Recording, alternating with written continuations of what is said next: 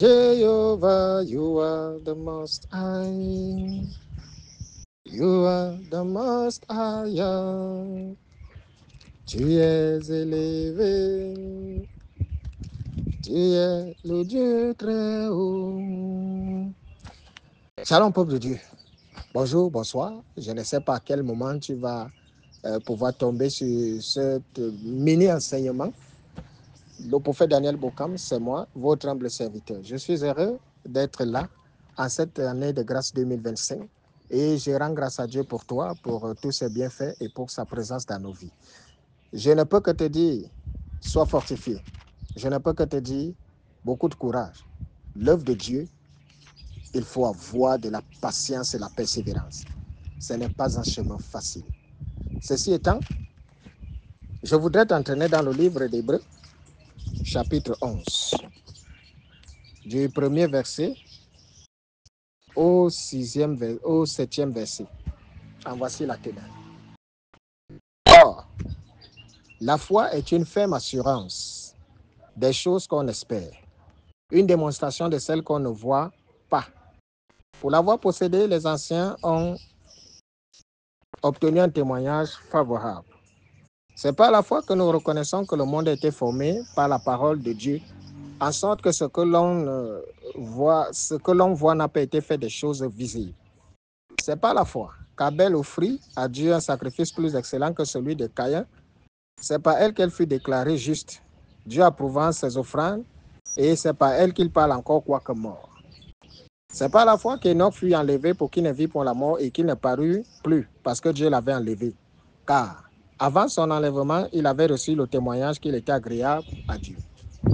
Or, sans la foi, il est impossible de lui être agréable, car il faut que celui qui s'approche de Dieu croit que Dieu existe et qu'il est le rémunérateur de ceux qui le cherchent. C'est par la foi que Noé, divinement averti des choses qu'on ne voyait pas encore, et saisi d'une crainte respectueuse, construisit une arche pour sauver sa famille. C'est par elle qu'il condamna le monde et devint héritier de la justice et qui s'obtient par la foi. Amen. Je m'arrête là. Alors, peuple de Dieu, aujourd'hui, le thème que nous allons évoquer est le chemin de la foi. Le chemin de la foi. La voix du Seigneur m'appelle, prends ta croix et viens suis-moi.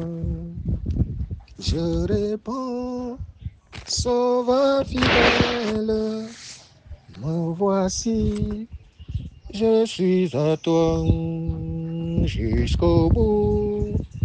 Je veux te suivre dans les bons, les mauvais jours. À toi pour mourir et vivre, à toi Jésus pour toujours. Ce n'est pas une histoire facile, hein? Servir Dieu. Et je viens m'adresser à tous les soldats de Christ en ce jour. Je viens vous féliciter, je viens vous exhorter et je viens vous encourager. Ce n'est pas facile de servir Dieu. C'est pour ça qu'il nous a prévenus, il ne nous a pas dit que ce sera facile. Le Christ nous a dit, prenez courage, vous aurez des tribulations, mais j'ai vaincu le monde. La marche de la foi implique tellement de sacrifices et la plupart des hommes ne sont pas prêts à faire ces sacrifices-là. Lorsque vous déterminez votre relation avec Dieu et que vous vous engagez vers le chemin de la foi, de la croix, de la foi aussi, alors à partir de ce moment, le monde et vous allez vous séparer. À partir de ce moment, vous allez avoir face à vous ou contre vous le mépris, le rejet, les humiliations, le manque et tout cela. Vous allez être rejeté dans votre famille. Vous allez être rejeté par des amis.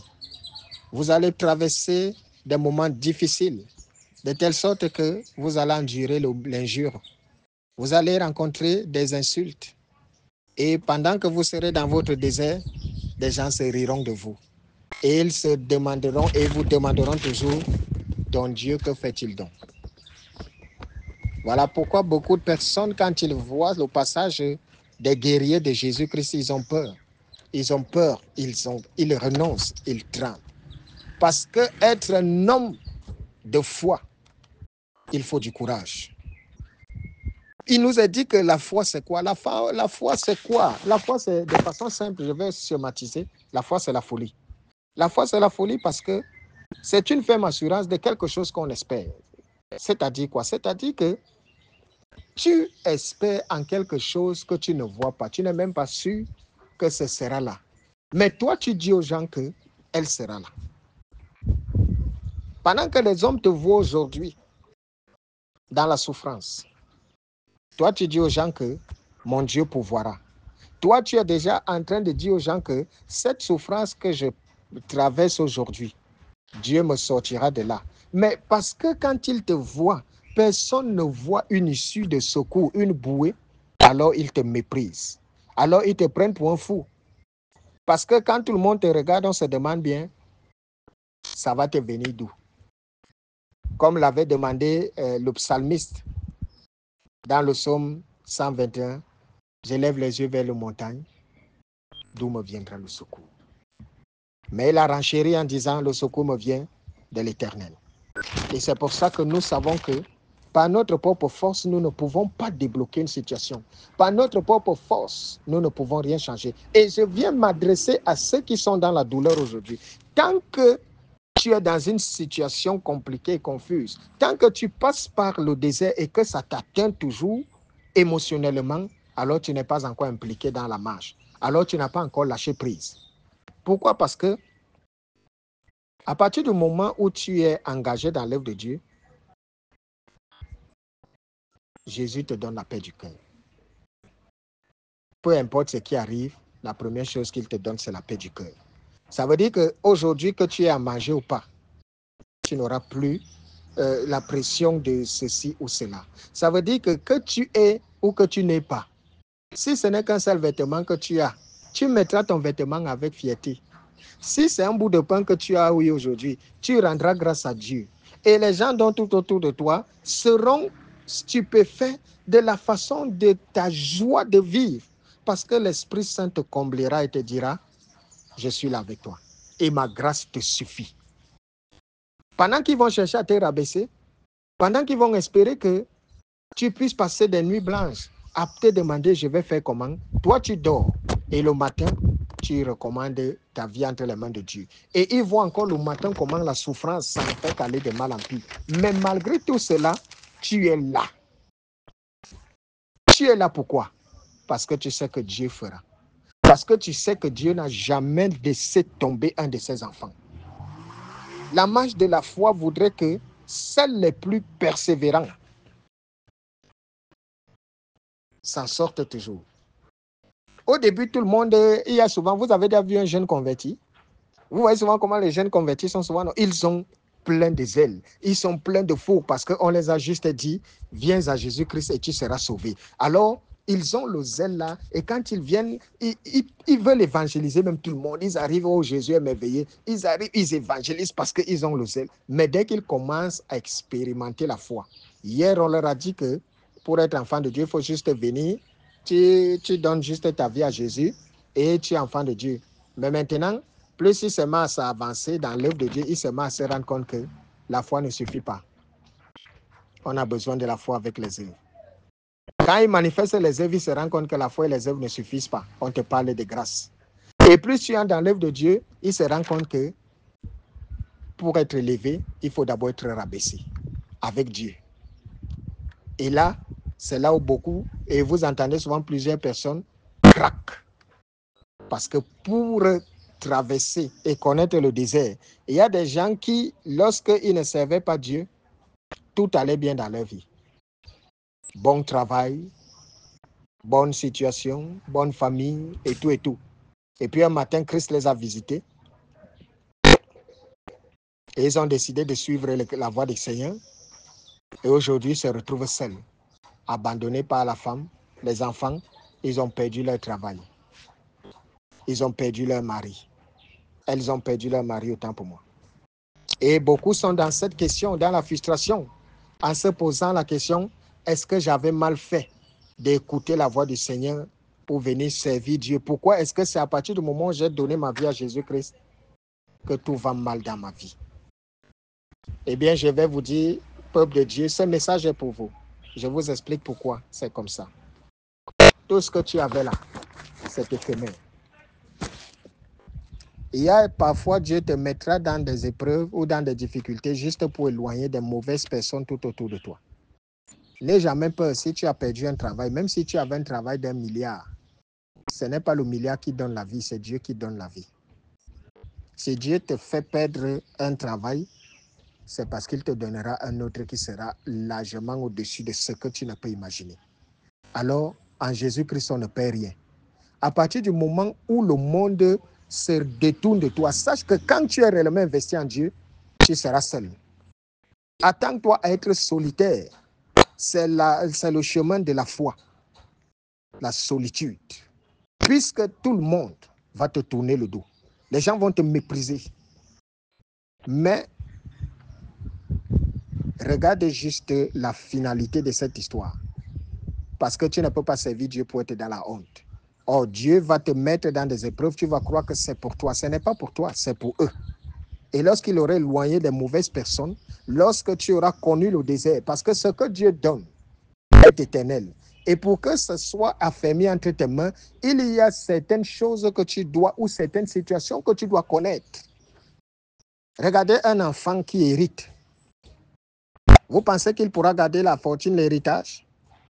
Si tu as hérité sans avoir souffert, tu vas bazarder cet héritage. Mais si tu as travaillé avant de posséder, alors tu te souviendras toujours de ta douleur. C'est pour ça que quand nous servons Dieu, il nous fait d'abord passer par le désert. Il nous amène où nous allons être préparés par le Saint-Esprit au travers du brisement, afin que lorsque nous sortons de là, nous soyons accomplis. Et c'est de là où tu te rendras compte que tout serviteur de Dieu est seul. Nous sommes seuls. Et c'est là où tu verras donc tout le sens de ce que Jésus-Christ avait dit en disant, je suis venu mettre la division entre le Père et le Fils. Cette division n'est pas que tu dois mépriser ta famille. Cette division n'est pas que tu dois ne plus fréquenter. Non, cette division est que pendant que tu vas connaître des moments difficiles, tu te rendras tout compte qu'ils seront peu qui viendront vers toi ou qui te soutiendront. Mais lorsque le Seigneur t'aura restauré, tu verras comment ils reviendront tous. À ce moment-là, tu connaîtras les qui sont avec toi et les qui sont contre toi. Par conséquent, je voudrais encourager tous ceux qui passent des moments difficiles aujourd'hui en leur disant, courage, Dieu est avec nous. En vous disant que la marche de Dieu, même l'œuvre de Dieu telle que vous voyez là, si un jour vous voyez tout un peu facile, Dieu ne donne pas de la facilité à ses enfants, non. Ce n'est pas comme ça que notre Dieu lui procède. Notre Dieu, quand il veut donner quelque chose, ça prend du temps.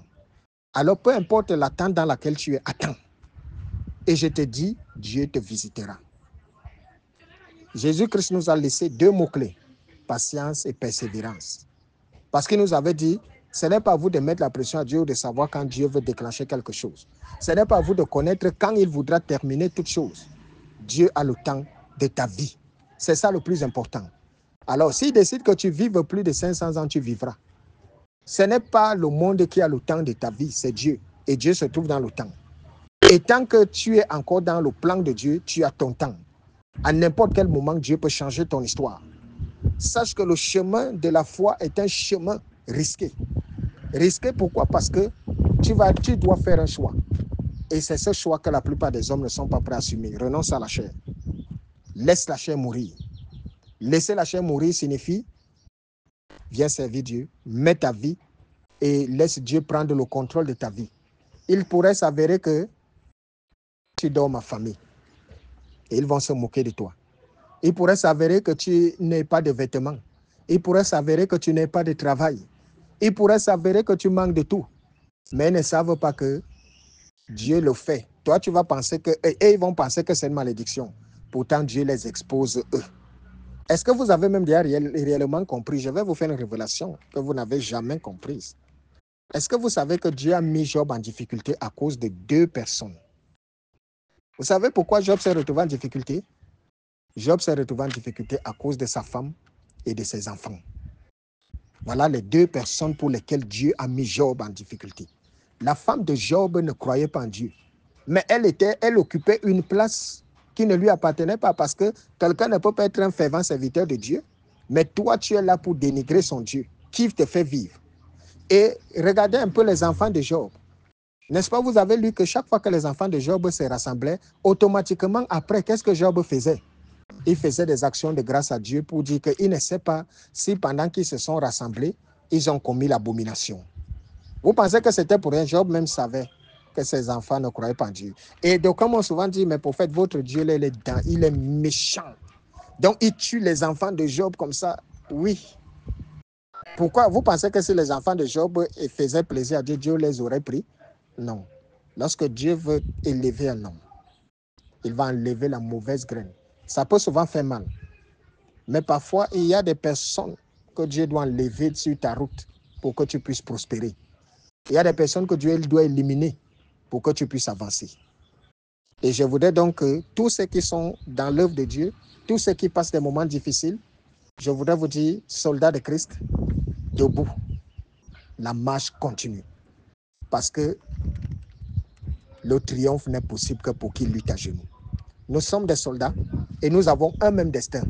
Les humiliations, nous les connaissons, les frustrations, les rejets, le mépris et toutes choses. Mais la fin de nos histoires et de notre histoire est toujours la couronne de gloire. Alors, qui ne veut pas de cette couronne de gloire? Lève-toi. Le chemin de la foi n'est pas facile, mais il est glorieux, il est salvateur. Sois béni et que la main de Dieu veille sur toi. Bye bye.